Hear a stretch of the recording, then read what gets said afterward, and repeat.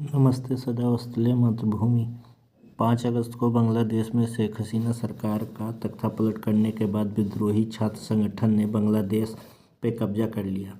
बांग्लादेश के प्रथम राष्ट्रपति बंधुबंधु शेख जियाउर रहमान, जो शेख हसीना के पिता हैं, के स्टैचू मूर्तियों को तहस नहस कर दिया।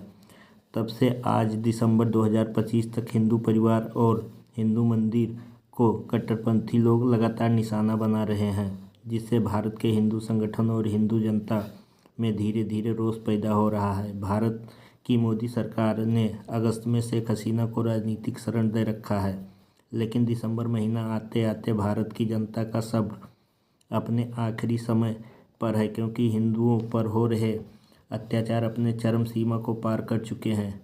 क्योंकि बांग्लादेश अपने इतिहास को भूल चुका है, उसको अपने इतिहास को याद करने का समय धीरे धीरे नज़दीक आ रहा है। भारतीय जनता का दबाव धीरे धीरे सरकार पर लगातार बढ़ता जा रहा है। शेख हसीना के बांग्लादेश छोड़ने के बाद मोहम्मद यूनुस को अंतरिम सरकार का मुखिया बनाया गया है। तब से यूनुस सरकार के कट्टरपंथी हिंदू समुदाय को लगातार हमले कर रहे हैं। 1971 में पाकिस्तान से आज़ादी दिलाकर भारत ने नए देश बांग्लादेश का निर्माण किया था। शेख मुजीबुर रहमान को तब के प्रधानमंत्री इंदिरा गांधी ने, जो पूर्वी पाकिस्तान हुआ करता था, से आज़ाद कराकर बांग्लादेश का निर्माण किया था। भारत की सेना ने पाकिस्तान से लड़कर 93,000 पाकिस्तानी सेना को आत्मसमर्पण करने पर मजबूर कर दिया था। वही आज बांग्लादेश की जनता और सेना अपने इतिहास को भूल चुकी है।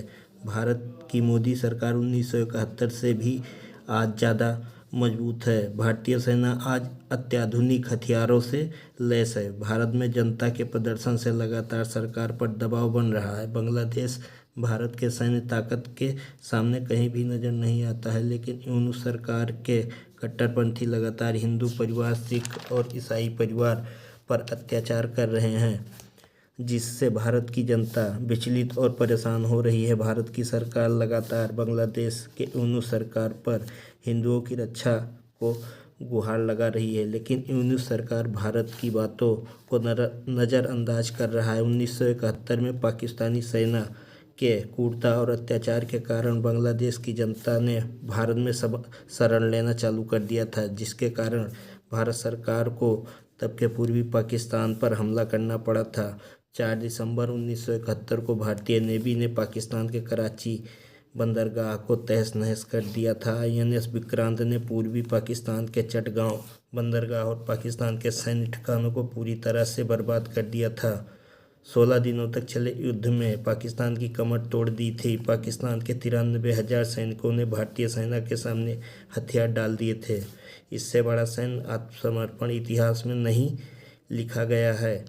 क्या बांग्लादेश पाकिस्तान की तरह इतिहास को दोहराना चाहता है? अभी भी समय को पहचान कर बांग्लादेश को हिंदुओं और बांग्लादेश के अल्पसंख्यकों की रक्षा करना चाहिए और अपने ऊपर आ रहे खतरे को पहचानना चाहिए। जिस तरह आज कट्टरपंथी की भेड़ सीरिया, इराक, अफगानिस्तान, फिलिस्तीन जैसे देश कट्टरपंथियों की वजह से अलग थलग पड़ गए हैं। कट्टरपंथियों की वजह से पाकिस्तान कटोरा लेकर पूरी दुनिया में भीख मांग रहा है, आटा चावल के लिए तरस रहा है। कहीं अच्छी GDP वाला देश बांग्लादेश भीख मंगों के देश की कतार में न नज़र आए। इसी के साथ दोस्तों विदा लेते हैं। जय हिंद, जय भारत।